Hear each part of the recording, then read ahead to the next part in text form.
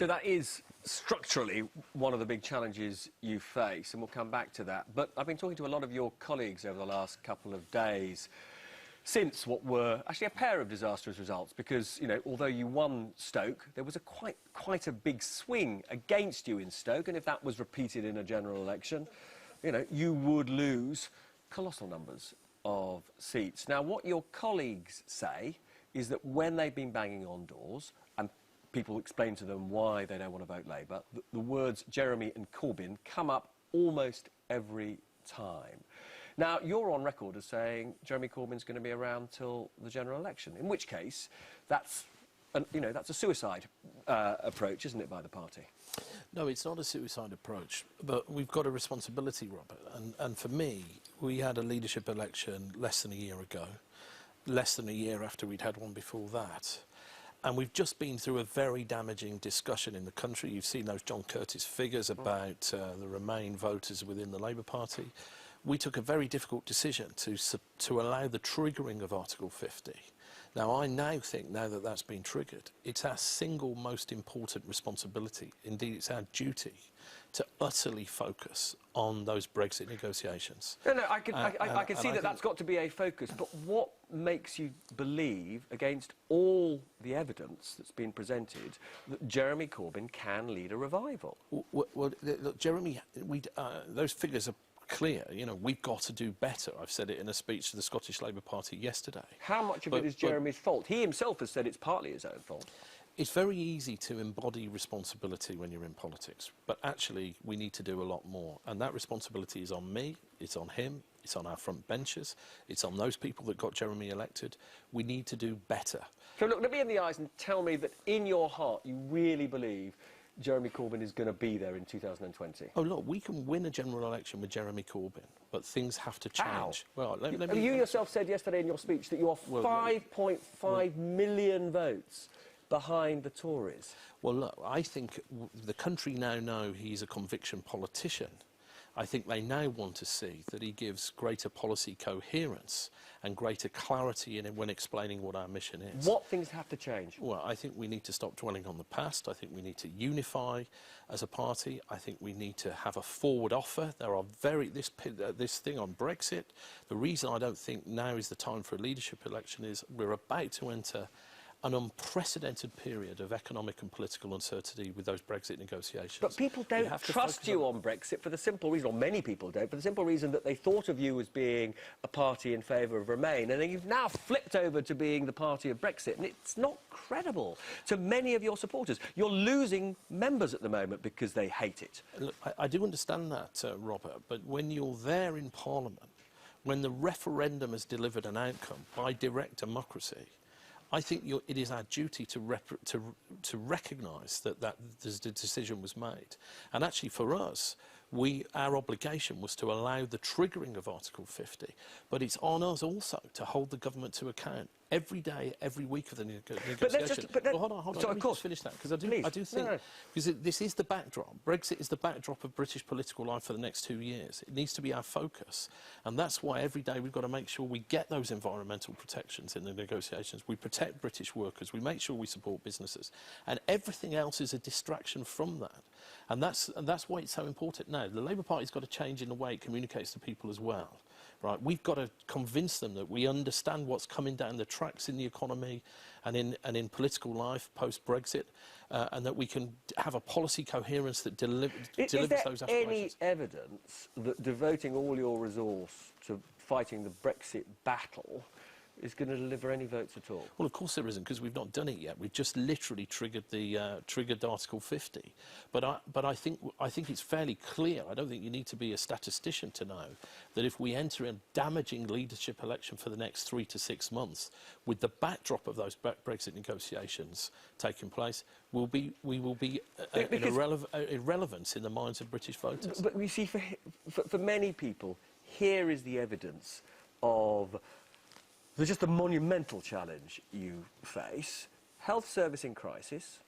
In Copeland itself, a huge story about the closure of a maternity ward.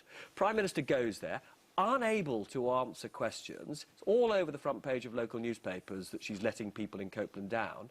and you still lose on the subject, on the issue, which is supposed to be your winner.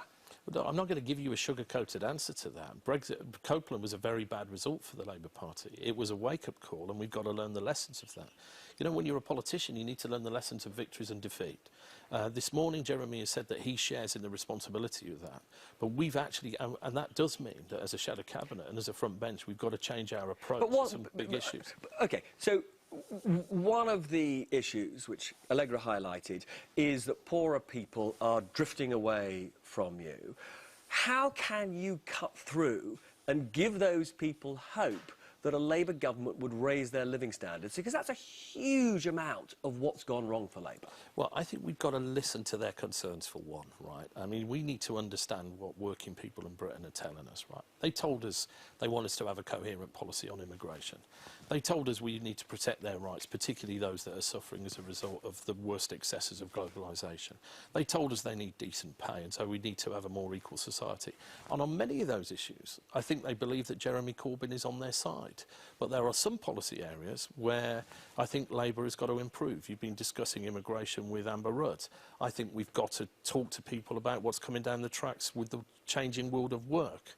The world of automation is about to either remove jobs from the economy or significantly change working conditions for millions of British workers, some of them the lowest paid. Do you think... And Labour can capture the future if it tells that story, but we're not doing it coherently enough right now. The influential union leader, Dave Prentice, came up with this remarkable phrase, which he said, "True friends don't lose lifelong Labour seats and pretend all's OK." That's being seen as a beginning of a shift of one of the most important pillars of the Labour Party away from Jeremy Corbyn. Well, I've not talked to Dave Prentice about those comments, but I do agree with them, of course. You do have to understand when you have defeats like that what's going on. And, you know, if I've got some frustration, it's that those people that are Jeremy's cheerleaders made sure that he was elected for the second time last September. They should be sticking with their leader in the bad times, not just the good.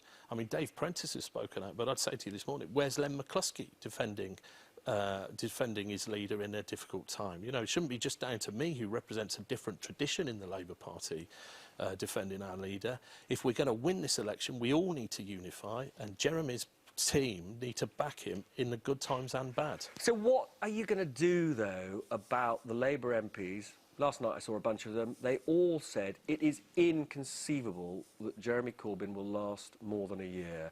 How are you going to persuade them they're wrong? Well, that's not my view of the Parliamentary Labour Party right now, actually, Robert. You know, you know, what happened in September.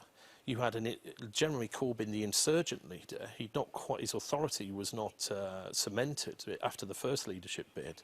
But after the second election, our members spoke. They said they wanted Jeremy to lead the party, and I think our MPs have been very disciplined on the whole. There's obviously one or two that can always make the headlines, but our Parliamentary Labour Party is not actually the problem. Part of the problem is it's the team that got Jeremy elected that seem to be peeling away from him, and I just say to them, they should stick by their leader like everyone else is. Now, very briefly and finally, the Labour Party has spent a lot of time attacking the Tories for being in the pocket of big business and the city for the amounts of money that is donated from those sources to the Tories. You've taken £500,000 from Max Mosley. It's too much, isn't it? Well, he's bought your influence. He's given a donation to the Labour Party, which has allowed me as deputy leader to increase our policy and research capacity, which is partly about trying to remedy that situation where we need greater policy coherence. But can people really trust you on this issue of the press and press regulation when somebody whose views are extremely well known and also has something of a personal score to settle is such a big backer? Well, I think anyone that knows me knows that I could never be bought, and I think anybody who knows me knows that I've had very strong views on reform of the press before the donation from Max Mosley was given to me. And in fact, we got to know each other and became friends through our joint commitment to media reform, and that's not going to change no matter who gives me a donation. And you think the Prime Minister should lobby Donald Trump to get the BBC back in the press conferences? Well, I think he's outrageous. I mean, we've now got this... I mean, if you start attacking the freedom of the press like the most powerful man in the world is, then we really are in trouble. Theresa May has obviously formed a very close relationship with Donald Trump.